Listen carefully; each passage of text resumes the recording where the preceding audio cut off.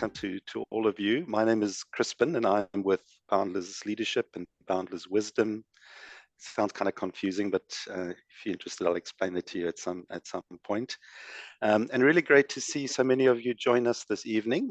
Two of my colleagues are unfortunately unable to join. Jeanette is ill, and she's tendered her apologies. And with all the bad weather we're having down in Cape Town, Amo has found herself stuck in traffic and can't get to an internet point. So you and I are going to hold the fort this evening and do our best. Yeah. Let me take an opportunity also just to say thank you to Michele for being our guest this evening. Michele, before I introduce you, I also just want to say congrats on doing your CRP, your Certified Reinvention Practitioner program. It's fascinating to see you part of that journey. And congrats and best wishes for your defense in June. Thank you. I know it'll go well. Before I introduce Michele, just to pick up, we started a series earlier this year in our Leaders in Conversation, themed around reinventing leadership, realizing that our understanding and practice of leadership and leadership development in many ways is no longer serving us. And so we had a wonderful session going that this evening as we reflect on specifically our thinking and our approach to leading multidimensional teams, and whether our thinking about gender, culture, generational realities, whether the way we're approaching and thinking about that in the past or now is still serving us. And so we've actually handpicked our guest this evening, Michele. Thank you. Michele is and the reason we approached Michele is specifically because she is in the trenches of leadership and has played in the leadership space internationally and globally, which I think is something that's precious for me, Michele, because in South Africa, we tend to get sometimes so focused in our own realities and what we're struggling with here that we, or let me say myself, we don't lift up our heads and see, but there's a bigger picture out there. There are other ways of thinking about, especially this evening's topics, there are other ways of approaching it. So with that in mind, warm welcome to you, Michele, and thank you for you taking time out, and thank you in advance for all the preparation that you've done. I know you've done a lot, and really looking forward to hearing your lived experience of this theme and how we rethink and reinvent this particular aspect of leadership. And so with that in mind, if I may kick off with the first point, there are about 5 points we'd like to just weave through our conversation this evening, is gender in the workplace. And I know you've led multiple gender groups, but specifically males, and in a very male-dominated environment. But I'm thinking about gender, and I'm thinking of gender in the workplace. Yeah. Is there another way we could or should be thinking about it? So, hi everyone that I haven't said hello to already. Thank you for that intro, Crispin. And I'm going to ask people, please just interact or put your questions. And I really enjoy if people come with their wisdoms as well, because there's no one of us that would have all the answers. So I always ask teams when I'm working with teams, so what legacy would you want to leave? And as a woman working with teams where predominantly they are men, if I think about the last 2 teams that I was leading, you come to the role with stigmas already attached to you. You come to the role already potentially on the back foot. And something that I've learned over the years, I mean, if I had my first job in 1985, so I think I'm heading for 40 years now. Sure. So I've been around a little while. And something that I have adopted is Brené Brown's phrase, the story I'm telling myself is.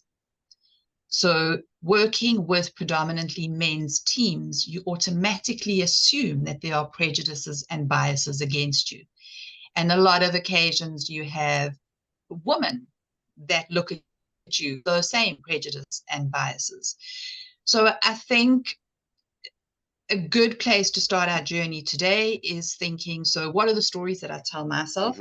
Working with with men's teams, it's not always the easiest thing. If I think back to a job I had recently, I was employed into a business with a team of 9 men.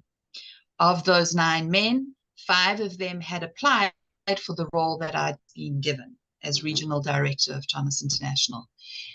So stepping into the role, I was met with a wall of antagonism, if that's the right word, instantly, because I was in the role and they weren't. And I remember doing a lot of self-reflection, talking to a lot of my peers, talking to Tess. I see Tess is on the call. We just talking to many people and getting some kind of input around, give me your words of wisdom. How do I best deal with this? Because if I think back to 30 years ago, leading teams in the transport industry with a lot of men, I am the boss. You do it my way. And 30 years down the line, the world doesn't work like that anymore. And I think the place that I landed on with working with predominantly male teams in my last role was to say, don't listen to what I'm saying. Don't do as I tell you. Let me prove it. Let me walk the talk. Let me collaborate.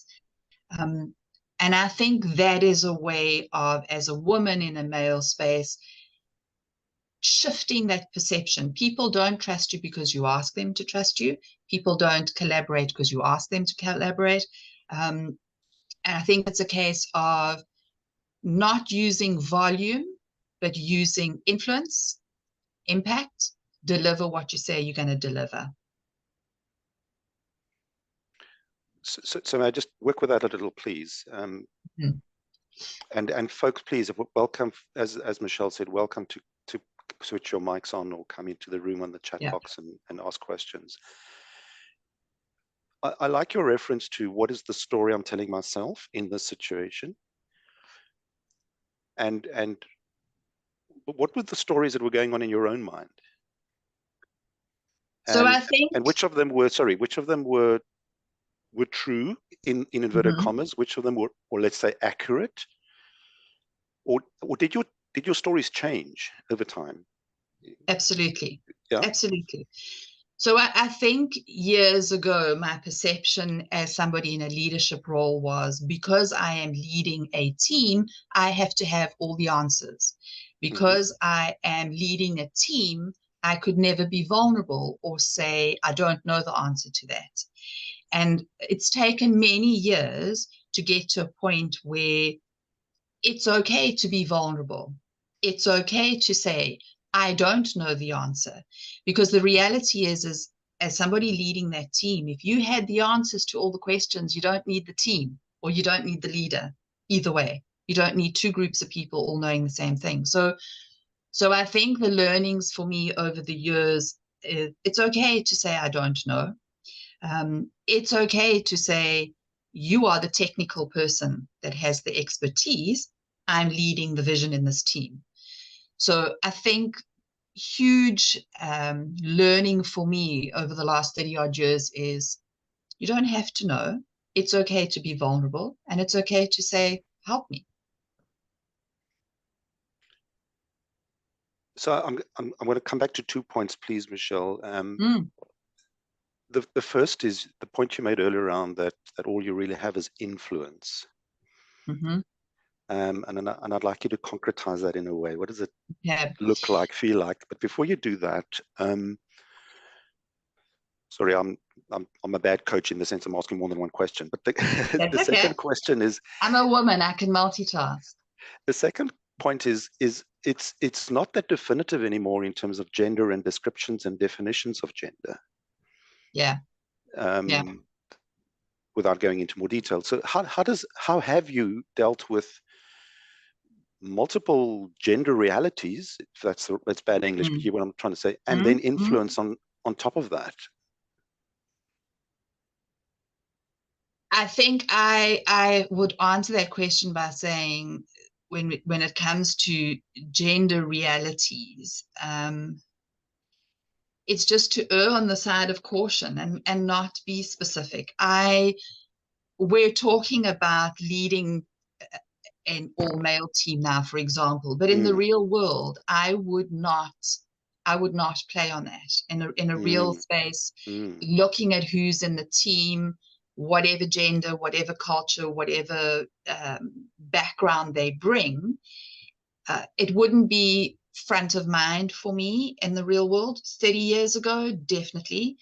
If I think back to many years ago, we didn't have leadership webinars. We didn't have leadership programs. You were given the job and told to get on with it. And as we mature, I think one of the things that is in that aspect of leaving a legacy, one of the things that becomes so crucially important is understanding who you are as a leader, understanding who you are as a person. So, Crispin, to answer the question is really difficult in a real space for me, because whoever's in the team, you have the same boundaries, you have the same rules, but that's where the coaching and the mentoring and the training and the teaching comes into being. It's being able to adapt your style in order to. Does that answer your question? It does. It does. Thank you. And let's just pause a little on influence. Yeah. Just help me concretize that, please. So I think for me, influence is not telling. Influence is proving. And it goes to my point around walking the talk. So if I need to influence you, it needs to come from a position of credibility. And credibility for me is built through trust. Credibility is built through collaborating and communication. So if I am doing what I say I will do, if I am walking the talk, I become more credible. I lend myself to being more influential. And I mean, if you look at all the research around how you influence people, you can't tell somebody that's not influence. Influence generally comes off the back end of trust. And I'm just looking at Paul's comment there. Thanks, Paul. So I love your thoughts on needing to adapt your style. I've seen a lot of people want the answer to how to engage X person. I don't think the answer exists. It's about learning together. Absolutely. And I think Paul and I both use the same kind of tools in a team environment. So it is about adapting your style. And I'm always very much, we all have the same rules, but sometimes the process of how we get to the end point is a little bit different. So if it needs me, if I need to spend time coaching you to influence you, or somebody else, I need to just ask you what I need from you and you deliver it. I think influence looks different for who you're trying to influence. And would I be correct that there's always an outcome? There's always there's a deliverable. There's something we individually or collectively are working towards or striving towards. Absolutely. And I mean, if you look at from a team perspective, in a leadership role, there's generally a team involved. And from a team perspective, you have one objective at the end of the day. You all have the same objective, one would hope. So if you look at consistently high-performing teams, the concept of sharing OKRs, sharing objectives and goals, that would be the common thread that holds you together as a team. And I mean, influence, there's different types of leadership. And at some stage, you do have to say, because I'm the leader of the team and I know the bigger picture, this is what we have to do. And that's a given. But if I think of the teams that I've worked with over the years, each member of the team comes with a different strength. If I think of my last team, of 9 people, not 2 of them were the same. They each came with a different element. Some were really fast, really quick and brave, whereas others needed a bit of hand holding. So to influence those that were really quick and fast and brave, it was a case of, this is how much money we will make if you do this, go do it. Somebody that looks at life a little bit differently and has a different preference, there would need to be purpose involved. There would need to be why. This is why we're doing this, before you would be able to influence. Okay, cool. So I'm just cautious about this question, but let's go there. Ask the question. Reflecting back on multi-gender environments in which you've led, and multicultural globally that you've led, are there things you would have done differently? Are there things I would have done differently? Absolutely. I have long lists of things that I would have done differently. And I think, coming from a persona that is a thinker rather than a feeler, and coming from a persona that says, this is what we need to do, this is how we do it, now let's go out and do it. Over the years, I've started to tread a little bit differently, because you can't give everybody the same instruction and expect the same results. So what would I have done differently? If I knew 20 years ago what I know now, I would have led very differently. I would have been amenable to different nuances, different cultures. And I mean, even working in South Africa for the 30 years that I was in South Africa, we have so many different cultures in South Africa, and each culture brings its own nuance, its own flavor, its own language. So it's a really good practice ground to learn how to live in a global space. And if I can share with you a story about different cultures. So I've got a story about a goldfish and a school of fish, and how different worlds look at things differently. So if you could just imagine this goldfish, and this goldfish is swimming in front of a whole school of fish, but he's right out in the front, and the school of fish are behind him. If you were from one of the English-speaking countries, so the UK, the Americas, Australia, South Africa, most parts of Africa, you would see that goldfish as a leader, as a pioneer, as somebody that was brave, leading from the front, an individual, like going out there and making it happen.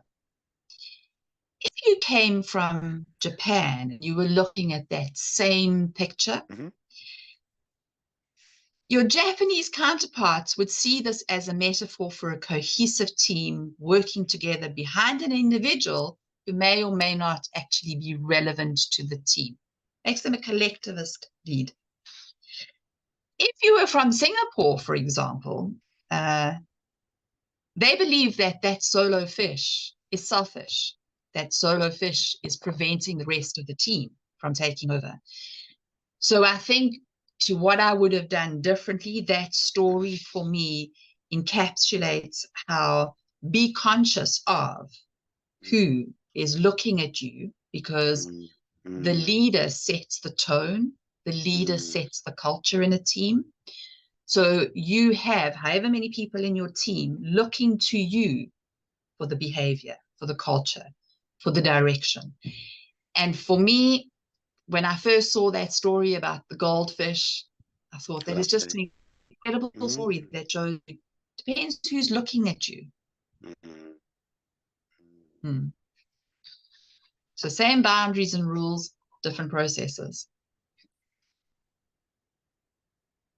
It kind of leads into the concept of different generations, so working across different generations. Yeah. Is it still such a big issue? Multi-generations? I think yes, to a certain degree. I sat in a meeting with a salesperson the other day, and if I could have leaned into the screen and just shook them a little bit, I would have, because they were talking to a panel of older people who were all, and again, it goes to preferences and personality types, but they were all sitting upright, hands in hand, waiting. And this person was all over the screen, jumping up and down, because they just had a lot of energy, but they were not conscious of who was sitting in front of them. And afterwards, when we debriefed the call, and I said, did you look at who you were talking to? And the response was, yes, but this is 2023. People must with the program. They must be able to interact. And it was just really sort of in my face. But hold on a second. You need to look at who you're talking to as well. So I think that generational thing is still very much prevalent in how we work, to the point of sitting with technology like this in front of your face. It's now acceptable for young people to do this, whereas in most business circles, it's not a comfortable way to work. And I think the generational thing also, from learning styles, the perception is that younger people want to learn via technology, but that's actually not 100% true. Research shows that younger people also enjoy sitting in a workshop. They also enjoy being taught. So if we think about leaders sitting, we could look at it the other way around. A leader leading a team, my last team, where most of the people in the team are older than me. So you bring a very different energy to the group. If I think back to many years of working with the mines, where bringing in younger engineers into a mining space to upskill them to be the mine manager, and the conflict that it causes, because the existing mine manager happy in their mine, didn't a degree need to go to school. A lot of them were not literate. They were literate to sort of 12, 13 years old. So those kind of generational gaps, I think, I can't decide if they're getting smaller or if they're getting bigger, because I did interviews the other day where the person I was interviewing sort of basically said halfway through the interview, no, this is just wasting my time. I could rather be doing something different. And I was, wow, okay. But they were quite within their rights to say that. So yeah, generational, you need to collaborate rather than tell. That old industrial style of leadership doesn't happen anymore. If we're talking to younger teens, we need to encourage learning and development. We need to be collaborating. We need to be building short, fast project teams. So don't make me do the same job all the time. Put me in smaller project teams. Teach me. The average lifespan of a person now in a job, in a company, is 2 years. Statistically, people now are leaving for money and for development. So in the old days, we would move after 20 years. Now people want to learn. So if you can't keep people or younger people actively learning, they will leave. Sorry, I'm very passionate about that one, so I went off there a bit. No, that's you're reminding me of a client that I'm working with at the moment, where I would imagine the average age is in the late 40s up to mid 50s. The group of people in the organization are saying, I'm 10 or 12 years from pension. Yeah, I'm sticking it out, recruiting into it young talent. And these two are kind of connecting at a point, and I'm just wondering, what are some of the lessons we can learn that says, how can we seamlessly integrate those two mindsets, if you want? Because what we're seeing in that client is that staff turnover you're referring to is in fact in the younger folk that have just the young talent that's just joined, and 18 months they're already looking out for. Because of this very hierarchical, I don't want to say older, but kind of our age group, stagnant leadership echelon, if you want. So you see that a lot. If I think of all the work that I've been doing into the banking and the financial industry. So if you think back, I didn't mention the client's name. No. If I think back to many years ago when I was in the bank, I was working in a bank, and on the treasury side, And I was that young person that was making things Mm. happen. And the leadership sitting above me were a lot older. And already then you could start to see the friction happening. And if I think of all the banks that I've worked in and with, next to the mines is probably the most obvious place to see that old wisdom. So if I think all the times that it's come up about and how I've dealt with it or how I've dealt with it, if you turn those people, like the old people like you and I, Crispin, if you turn them into mentors or coaches and give them the space to teach and mentor. But the secret to that is you've got to have two willing parties. And unfortunately, what happens in that kind of scenario is attitudes start to come into play. Mm. You know, Mm. I've been here 20, 30 years. What do Mm. you know? Mm. And the reality is, I mean, one of the banks that I was doing a conflict session in, this young person turned around and said to this old man, because he was in his late 60s, and just said to him, you know, by the time the end of this week comes, the way you are doing it will have changed 3 times. Mm. And that's a very real element of the age difference. So can I hook influence back into the next? Yeah, Let's hook influence into, and what guidance or advice would you have for a young leader in that kind of organizational context? I think my favorite word is definitely got to be on the collaborating side. And I think the advice that I would give for a younger leader, use the people in your team that are older than you and have been around a long time. It is absolutely crucial. And I think that's what Paul is writing there Mm. as well. It is Mm. crucial that you draw on the wisdom that comes. I mean, in my last role, all those guys that applied for the job that I got, they were Mm. all older than me. And I could have gone in and said, I'm leading the team, I'm the director, you do as I say. But I didn't. I pulled each of them in a different aspect and turned them into the specialist in the room. So if you're a young leader and you've got people in the team that are a lot older than you, or just older in longevity, as in how long they've been in the business, use them. Do you know, there's nothing more powerful than asking somebody to help you. It's, Mm. you know, Mm. if you Mm. ask somebody to help you, I can't think of an occasion ever where somebody's going to say no. People like to share their wisdom. So I think Paul's just put a note in. I'd like, yeah, Paul, you want to just Yeah. switch on your mic and just come in, please, and just, yeah, I'd love to hear your voice. Yeah, sure. I mean, my mind was going to a lot of different places listening, but I suppose just to anchor in on the conversation between what you were saying, Crispin, about how do we kind of seamlessly integrate those, and my initial thought, and I'm owning my cynicism here, let me just say that is my initial thought was good luck with that is my, and then and then I'm just human, so I kind of disengaged from that and thought, well, how can you?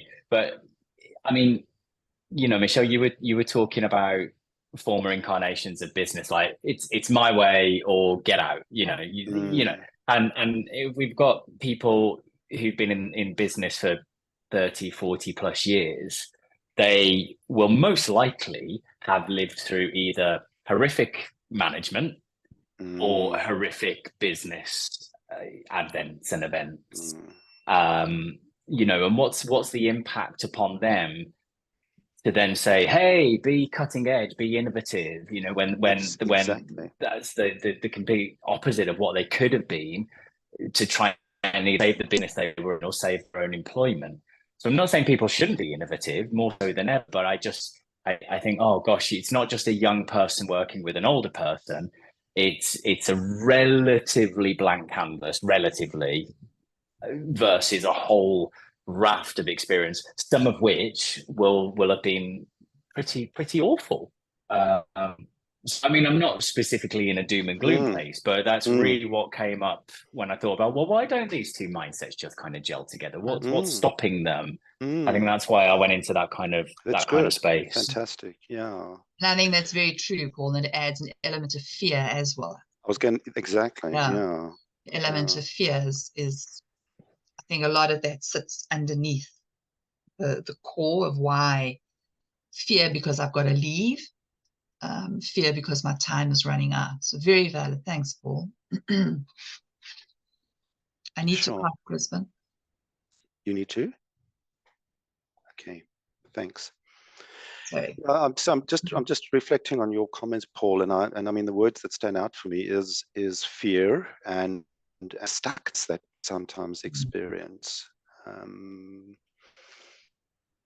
And in our country specifically at the moment, where the employment rates are as bad as they are, and people are really struggling to get jobs, they'll hold on to anything, even if in the process it suffocates them and all of that. So where's the answer, Michele? You know, what? How could we? I don't think what kind there of is conversations should we be having about this? I think if I think of, I mean, you can Google the answer. You get a list instructions, but I think transparency plays a key role as a leader. Integrity. I think Tess put a comment: 4 cores of credibility: integrity, intent, capabilities, and results are the building blocks of trust and influence. And if you think of Patrick Lencioni, if you talk about building high-performing teams, trust sits there as well. And if my persona, trust is really important for me, as is things like psychological safety. And that then brings the space that says, as a leader, if I put role clarity in, emotional intelligence, if I watch and manage my behaviors, I can start to put the enablers into place for that psychological safety. And then there's a shared belief within the team that I can be vulnerable, that I can be transparent, that I can ask questions, that I can make mistakes. And I think the outcome then is that we shift from a generational issue to a team. We shift from you know it and he doesn't. I mean, we're talking about sort of diversity issues here. It comes about when you think of learning. I mean, I'm in a space now where if you don't have a degree, you're not going to go far. That's also a generational thing. So I think I don't know what the answer is, but I think if you are, if you have integrity, if you speak your heart, do you know there's that saying, head, heart, hands. If I know it and I feel it's right in my heart, I can then do it. And that just talks to that transparency. And I mean, all those things at the end of the day just boils down to trust. If I trust you, it doesn't matter how old I am, doesn't matter what my background is, I will be part of the team. Does that make sense? It does, and it kind of also hooks onto just a thought I'm playing around in my mind is, and you mentioned it just now, is that leaders shape culture. Yeah. So how do we build a culture of trust? And forgive me for going down this road, but in our country specifically, and I know we're talking at a global level, but here we're facing much more distrust across race, gender, age, etc., economic state. All of that is playing itself out in the workplace. I'm not sure if that's true in other parts of the world, and you can share that experience with us, please. So how do we create a culture of trust?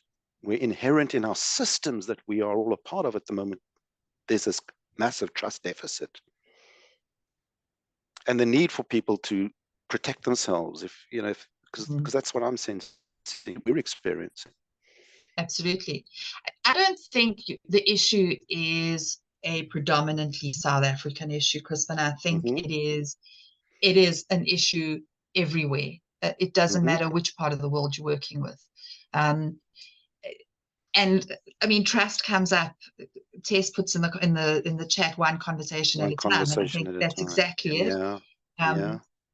Trust is hugely important for me. And how do you build trust? If you hold each other accountable, if you speak the truth, if you're transparent, if you do as you say you're going to do, if you constantly building that space of psychological safety and social safety, those things lead to trust. This trust piece becomes hugely a touch point for me, because without trust, none of these other things that we're talking about come about. I went up to Scotland with my biggest, what do you call the person that protagonist in the last team that I was in. And he'd been in the business for 20 years. He was one of the people that applied for the role. And he was up in Scotland. I'm down in the UK. And I'd said to him, I'll come up and spend some time with you. And his words were, yeah, whatever. So instantly my antenna goes up. I drove up to Scotland and we met and we were sitting talking. And he says to me, it's really simple. I don't care what you say, you got to prove it. And I was just sitting in front of him, and that thought went through my mind. It's goes to influence, goes to collaborating, goes to integrity. That doesn't matter what you tell me. Do what you say you're going to do. And it was quite incredible. I had everyone telling me to fire him. And I was sort of, hold on a second. Every little thing we discussed that I agreed to do, I did. And it could be quite as simple as something simple that he needed, I would do. And about 8 months into our relationship, we sat down to do his performance review, and his numbers were great. Everything was great. But his attitude had also shifted. And he actually pointed out to me, he said, you know, you have done everything you said you were going to do. Now we can work together. And that was 8 months. Being Scottish, he's quite forward in what he says. And it was just sort of, it was a moment for me that proved the point. You know, I'm part of the team. One of the teams, because I worked with a couple of teams there, when we sat down around the table, when I introduced myself, I asked them to introduce themselves to me. And the first person said, well, firstly, we are not a team. We're 9 people that work in the same building. So all those antagonistic behaviors, if I'd been sitting with that team 20 years ago, I would have just gone feet first. But this time around, 20 years later, just sat and listened. And you know, there's a direct connection between the quality of your listening and the quality of your output, Nancy Klein. So listening and hearing, doing, asking, all things that shifted or shift teams. Yeah. Wow. So let's just get into a helicopter quickly.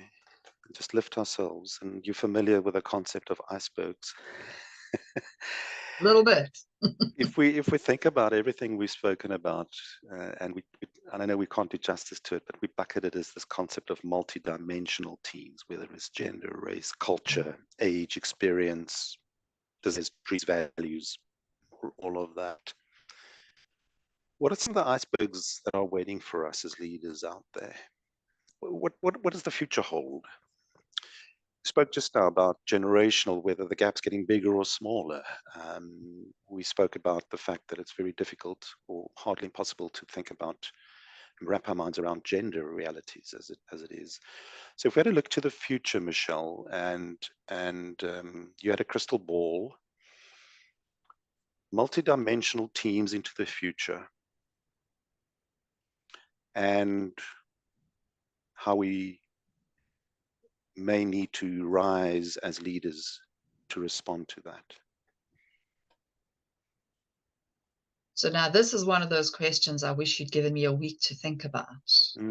But I haven't. So I think. And please, anybody wants to contribute to the question, yeah, please do. I think, please, somebody help me. This is a very big question. I think for me, and maybe this is because of my 40 years in the sales space as well, I never make assumptions. I never make assumptions. that the client I'm talking to understands what I'm saying. I never make assumptions, that the team understands. I have a question that I always ask. What should I have asked you? What don't I know? Is there something I could have told you to make this better for you? And I think that iceberg, we've got to learn as leaders, and this goes against the grain for half the population. We've got to learn as leaders to be agile, to change direction at the drop of a hat. And you've got to be able to come with that fluidity and that agility, but keep the big plan in mind, keep the structure in mind. It is the thing that, and I mean, it's something we've been discussing on the CRP side as well, on the Reinvention Academy side, but that agility and that ability to move and change direction constantly without losing sight of the process and the governance and the compliance. You see, that's the danger. If we become exceptionally agile and we don't keep in mind the stuff that sits in the bowels of that ship, that's where the traumas start to happen. And I think as a leader, for somebody like me, it goes totally against my profile. I love to wake up every day and do something different. I love to wake up every day, and I'd be happy if there were 10 new people in the team. But a lot of leaders don't like that. A lot of leaders want to be consistent and stay and I think that's going to be that iceberg for people coming down the line. And just because somebody's young doesn't mean they can be agile. There's no direct correlation there. So I think, I remember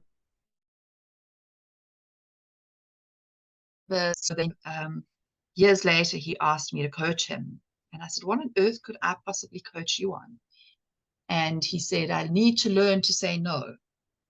And I think that's another iceberg. As leaders, we want to be wanted. We want to be needed. My comment is, we're not surgeons. If your team is set up correctly, if your team has their roles and clarity and they trust each other, then there's no need for anything to happen last minute. It gives you the space to be fluid and agile.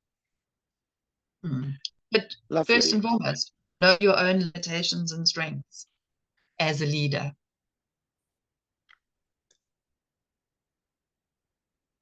Yeah, that's good advice. Always have a plan, execute it violently. Always have a plan. I want to open up. We're getting to the end. I'd like to open it up, and I'm just going to ask Melvin, Tracy, Paul, any comments and thoughts on waiting for us as we look to the future in a very disruptive, chaotic, unpredictable world.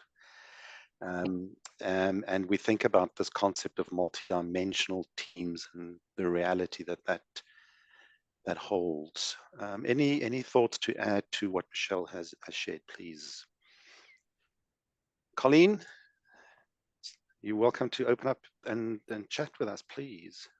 There's a question. How does a leader keep up with new concepts and rules concerning gender with different titles?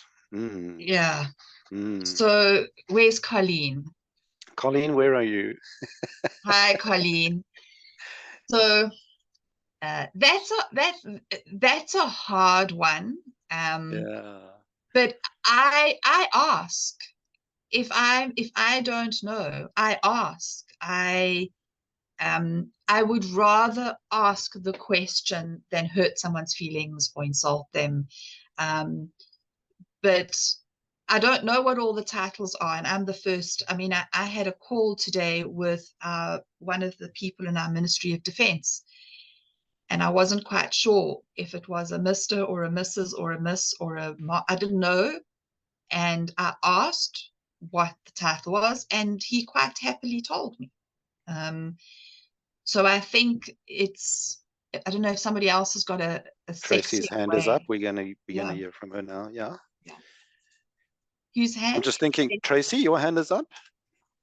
Yes, hi everyone. Sorry, Crispin. I'm multitasking, so I won't put myself on camera with dinner and kids, etc. But I think Yeah, I think, Gary and I have been doing had conversations around what does the present require of us as leaders? And I think that conversation's been quite meaningful around, there's, I suppose, context matters, but there's some broad traits, if you will, that, from the shift from the directive to collaborative and the implications of that, the shift from how we kind of survive today to, succeed today and thrive tomorrow, the shift from control to empowerment, perfection versus progress is a big one for me, because as leaders and as a leader from the old cycle, I'm very much still, grappling with that myself.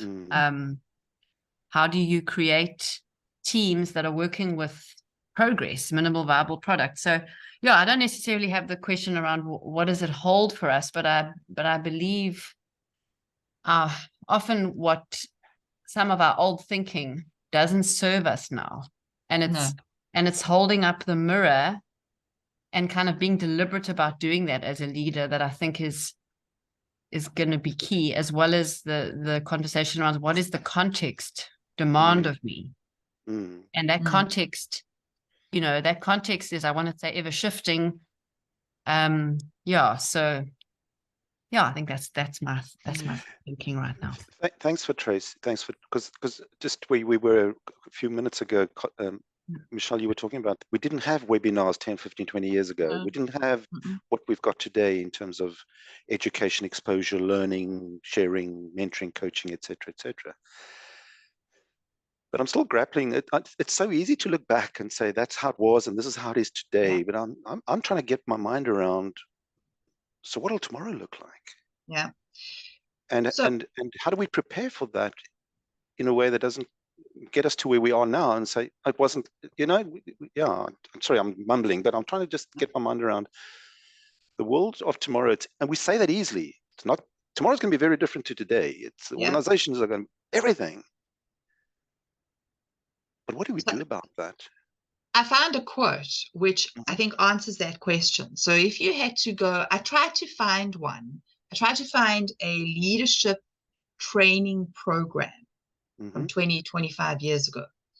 And what was in those programs was learning how to do balance sheets, how to manage admin, how to manage your team. So there was a lot of technical skills.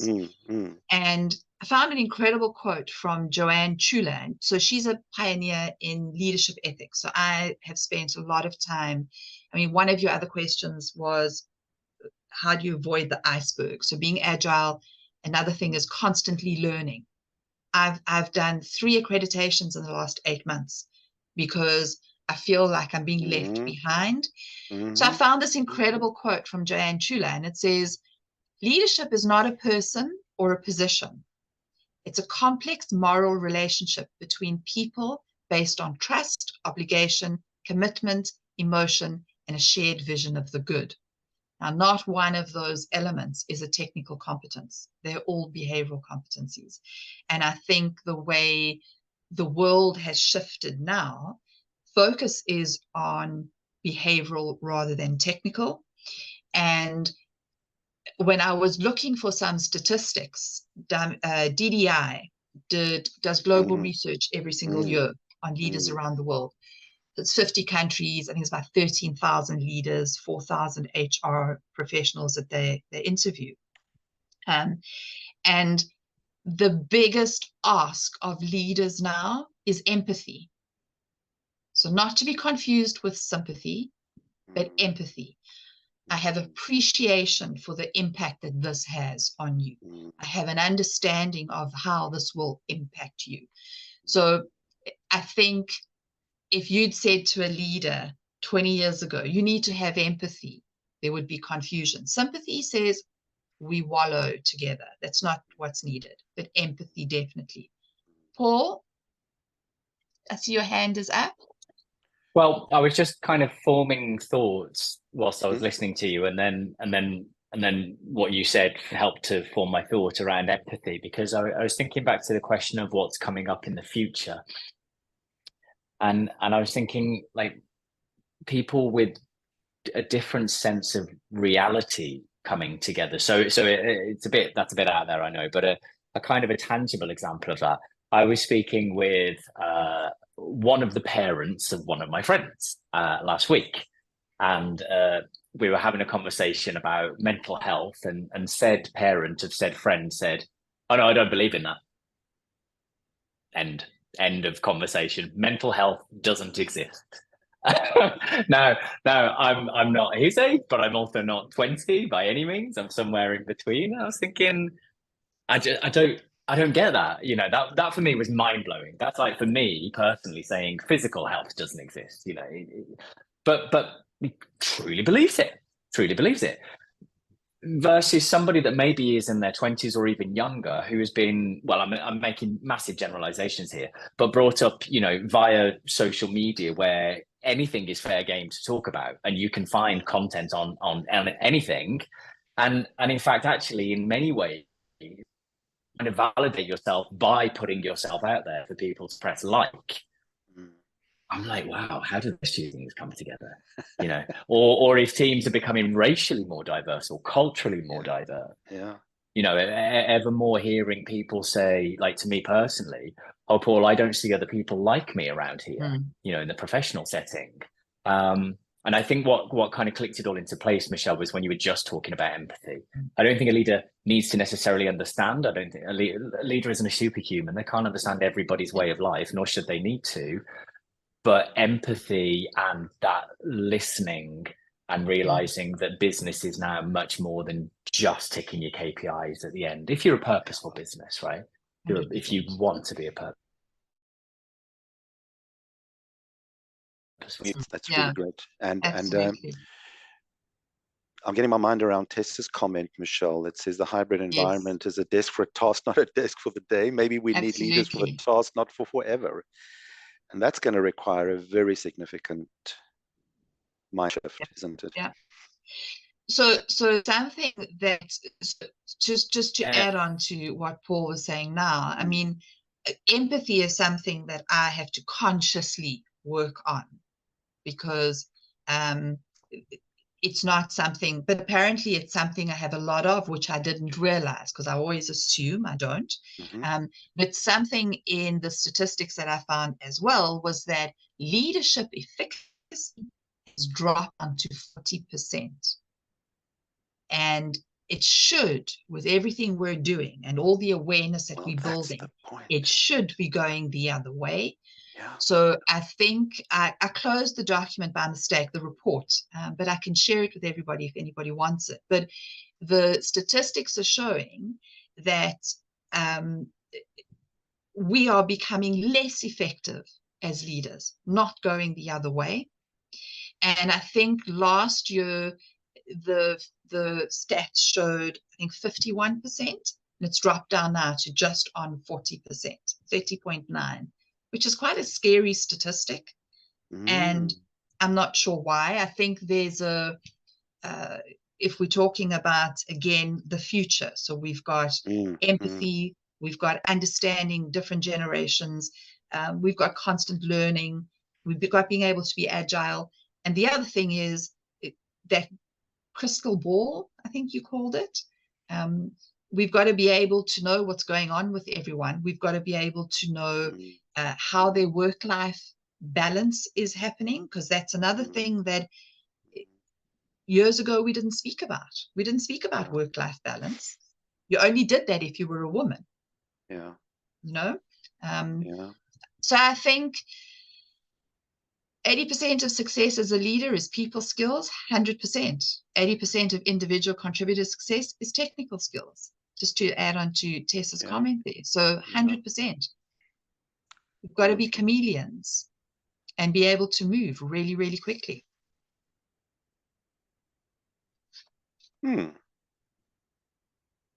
Fantastic. Thank you. Sure. Megan, are you able to get your mic on for us, please? As a young person, I'm going to just ask you to pull it all together for us and just share some final thoughts, and maybe 1 or 2 points in terms of summary and conclusion, please. Sure thing. Yeah, just the small ask. Yeah, thanks, Michele. It was really, really great just to hear kind of your opinions from all these amazing different leadership roles that you have had over the future, and just to hear everybody kind of stepping in and sharing their perspectives. The thing I think that really stands out to me that gives me hope is in a situation like this where we're coming together to be in dialogue. That to me stands out as a solution, because the whole purpose of this webinar is how do we deal with diversity? How do we deal with complexity? And the thing that really sticks out to me is that we do that together, because there is no way with these diverse challenges that we face in business contexts, in our personal lives, whatever setting it is. The lesson that I really have come away with this evening is just that the diversity and the complexity that we face, the best way to face it today, in the future, it's facing it together. So thank you, everyone, for thank you. Michele, thank you, friend.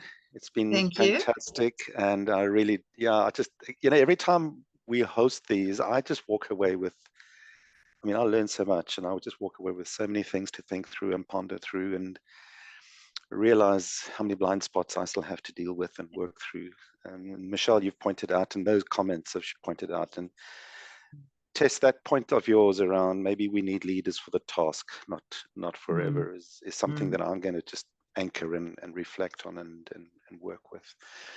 So thank you to everybody who joined. Thank you for your contributions. Thank you for Megan. Thank you. I think your thoughts around the way we're going to do this and tackle those icebergs is in collaboration and in conversation and in sharing and being, as Michele said, just authentic and truthful and vulnerable and honest.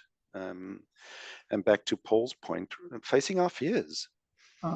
I don't think the fears are limited to older folk.